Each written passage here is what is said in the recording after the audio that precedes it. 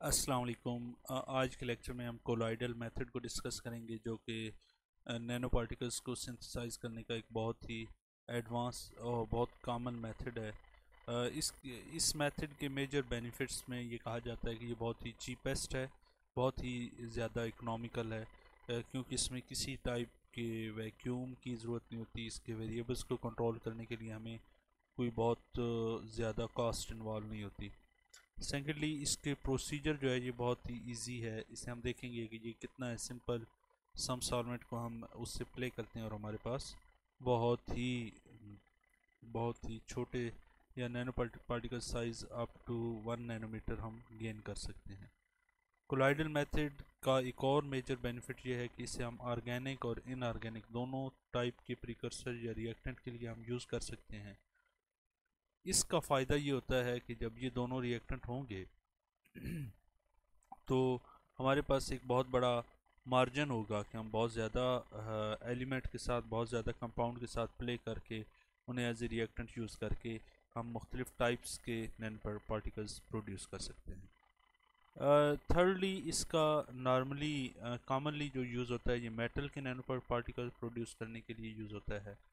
और मेटल के particles, nano particle synthesise करने के लिए हम काफ़ी सिंपल होता है कि मेटल के साल्ट को किसी सॉल्वेंट जो कि मोस्टली पानी यूज़ होता है उसके अंदर डिज़ोल्व कर देते हैं। मेटल जब डिज़ोल्व होगी तो ऑफ कोर्स वो आयन बन जाएगा। उस आयन को हम किसी रिड्यूसिंग स्पीशी के साथ उसे डालते हैं और वो रिड्यूस हो, वो से मेटल आयन को रिड्यूस करती है और मेटल आयन का नैनो पार्टिकल्स बन जाता है। ये सिंपल इसकी प्रोसीजर का है। इसे हम आगे देखते हैं इन डेप्थ। अच्छा, एक और बात यह है कि आपके पास ये लेट्स सपोज अगर बीकर है, इसके अंदर नैनो पार्टिकल्स तो बन गए। अब होता यह है कि हम अगर चाहते हैं कि ये नैनो पार्टिकल 10 नैनोमीटर का हो प्रैक्टिकली यूँ होता है कि ये 10 नैनोमीटर का पार्टिकल एक और 10 नैनोमीटर के पार्टिकल से मिल जाएगा, क्योंकि ये इनका सरफेस एरिया बहुत ज़्यादा होता है, सरफेस एनर्जी ज़्यादा होती है, ये अनस्टेबल होते हैं। तो ये स्टेबिलिटी गेन करने के लिए ये कोशिश करते हैं कि आपस में मिलें, एग्लोमरेट हों। जब ये एग्लोमरेट होंगे तो ऑफकोर्स साइज़ बढ़ जाएगा, लेकिन हम ये नहीं चाहते कि ये आपस में मिलें और इनका साइज़ ग्रो हो। तो उसको उसको सॉल्व करने के लिए दो तरीके यूज़ होते हैं।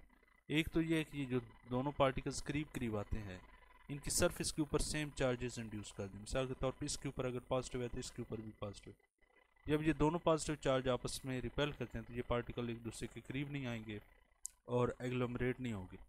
इस स्टेबिलिटी के मेथड को हम कहते हैं कि इलेक्ट्रोस्टैटिक रिपल्शन होगी। अच्छा, दूसरा मेथड ये है कि आप इन्हीं के ऊपर पॉलीमर्स की लेयर्स अटैच कर दें।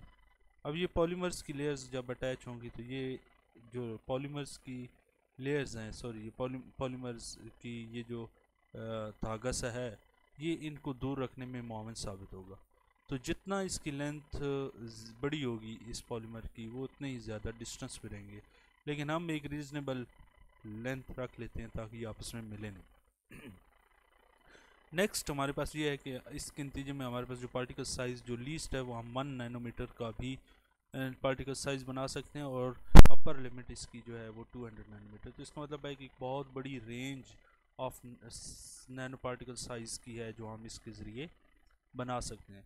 लेकिन इसमें ऑफ कोर्स इस साइज़ की जो रेंज है इसको कैसे कंट्रोल करते हैं, इसमें मल्टीपल पैरामीटर्स हैं। टेम्परेचर है, इसके अलावा हमारे पास टेम्परेचर के अलावा सॉल्यूशन की कंसंट्रेशन है, अमाउंट ऑफ सरफेक्टेंट है, टाइप ऑफ सरफेक्टेंट है, इसके अलावा टाइप ऑफ सॉल्वेंट या प्रिकर्सर है। तो ये मल्टीपल चीज़ें हैं जो कि साइज़ के कंट्रोल में बहुत अहम रोल प्ले करती हैं। ऑफ कोर्स ये कंडीशन टू कंडीशन वेरी करती रहती हैं। तो ये ओवरऑल इसने साइज़ रेंज बता दी है कि इस रेंज में लाई करता है। अब मैंने जैसे आपको बताया कि मोस्टली हम मेटल्स के नैनो पार्टिकल्स प्रोड्यूस करते हैं इस मेथड के ज़रिए। अब हम यहाँ पर गोल्ड के नैनो पार्टिकल्स की एग्जांपल देखते हैं। देखिए, जो गोल्ड है इसके एक सॉल्ट होगा ऑफ कोर्स, और वो हम यहाँ पर लेते हैं हाइड्रोजन टेट्राक्लोरोओरेट के।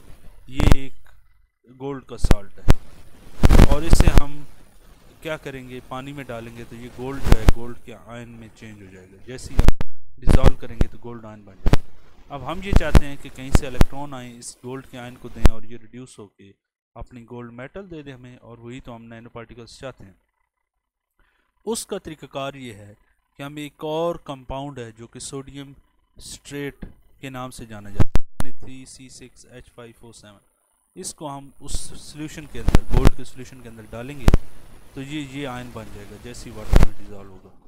इस आयन की ऑक्सीडेशन होगी और ये आयन वाटर के अंदर ऑक्सीडाइज होगा तो ये हमें 2 इलेक्ट्रॉन देगा। अब जब एक मोल ऑक्सीडाइज होगा, 2 इलेक्ट्रॉन, जब 2 मोल ऑक्सीडाइज होंगे तो हमारे पास ये 4 इलेक्ट्रॉन होंगे। इन 4 में से 3 गोल्ड को हम दे देंगे और इसके नतीजे में हमारे पास एक गोल्ड का एटम हम गेन कर लेंगे। एक गोल्ड का एटम हमें स्टेबल फॉर्म में, न्यूट्रल स्टेट में हमें मिल जाएगा। तो इस तरह के जब बहुत सारे रिएक्शन होंगे तो लाजमी बात है बहुत ज़्यादा गोल्ड के एटम्स जमा हो जाएंगे। अब ये जो गोल्ड के एटम जमा होंगे उसको, ये एक्सपेरिमेंटल प्रोसीजर है। सबसे पहले आप गोल्ड का वो साल्ट मेटल का पानी के अंदर डिज़ोल्व करेंगे, इसे हीट करेंगे, इसके नतीजे में गोल्ड जाएगा। जब गोल्ड आयन बन जाएगी यानी ये डिज़ोल्व हो जाए, कलर चेंज होगा, उसके बाद हम सोडियम स्ट्रेट सोल्यूशन जो है वो डालेंगे, इसके नतीजे में इसका कलर इस तरह का हो जाएगा। इसे हम स्टिर करते रहेंगे कंटिन्यूसली और हीट करते रहेंगे। 10 मिनट बाद इसका कलर रेड हो जाएगा जो कि इंडिकेट करेगा कि गोल्ड के नैनो पार्टिकल्स बन गए। ये बनेंगे कैसे? वही कि जब आप इसको डिज़ोल्व करेंगे, तो ये वाला आयन बन जाएगा। इन आयन्स को आप यहाँ से निकलने वाले इलेक्ट्रॉन से रिड्यूस करेंगे तो आपके पास गोल्ड के नैनो पार्टिकल्स बन जाएंगे। अब ये जो नैनो पार्टिकल्स बनेंगे, the neutral gold atom aggregate into seed crystal, तो ये एटम मुख्तलिफ बनेंगे। जब बहुत ज़्यादा एटम्स रिड्यूस होंगे तो वो एटम्स बन जाएंगे, गोल्ड के रिडक्शन होगी। तो अब उन एटम्स को मैं दिखाना चाहूँगा यहाँ पे, ये वाले हैं जी। ये देखें आपके पास बहुत सारे एटम्स रिड्यूस हो गए, ये सारे ब्लैक कलर में आपको गोल्ड के एटम मिल गए। अब हम ये करते हैं, ये रिडक्शन, एक एटम की रिडक्शन हुई 1 एटम, और जब मल्टीपल रिडक्शन हुई तो ये मल्टीपल एटम्स बन गए। अब कुछ एटम्स आपस में मिलेंगे और ये सीड क्रिस्टल बन जाएगी। अब ये देखें कि ये सीड क्रिस्टल, अगर आप टाइम कम देंगे, अगर आप टाइम ज़्यादा देंगे तो ये एटम मिलते जाएंगे और बड़ी सीड क्रिस्टल बनती जाएगी। तो ये लिखा भी हुआ है कि ये 10 सेकंड से 100 सेकंड तक आप टाइम देंगे तो ये इतने एटम्स आपस में मिल जाएंगे। अब ये सीड क्रिस्टल को से आपके पार्टिकल ने ग्रो करना है। आपको पता है कि एक नैनो पार्टिकल के अंदर एक एटम नहीं होता, मल्टीपल एटम्स होते हैं। तो ये नंबर ऑफ एटम्स जब ये आ गए तो ये सीड बन गई। अब अगर इस सीड की आइसोट्रोपिक ग्रोथ हो, आइसोट्रोपिक ग्रोथ का मतलब है कि at every point at and in every direction same rate of growth हो, तो हमारे पास ये स्फेरिकल नैनो पार्टिकल्स बन जाएगा।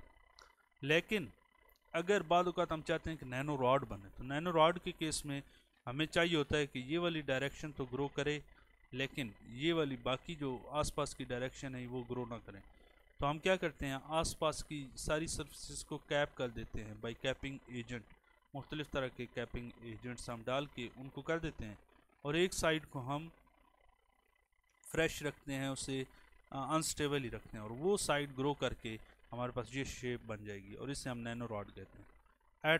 हम पार्टिकुलर जब प्रेफरेंस देते हैं किसी ग्रोथ को, तो हम उस ग्रोथ को कहते हैं ये एन आइसोट्रोपिक ग्रोथ है, कि यानी हर डायरेक्शन में सेम नहीं है, एक डायरेक्शन में बहुत तेज़ है बाकी डायरेक्शन में ना होने के बराबर है।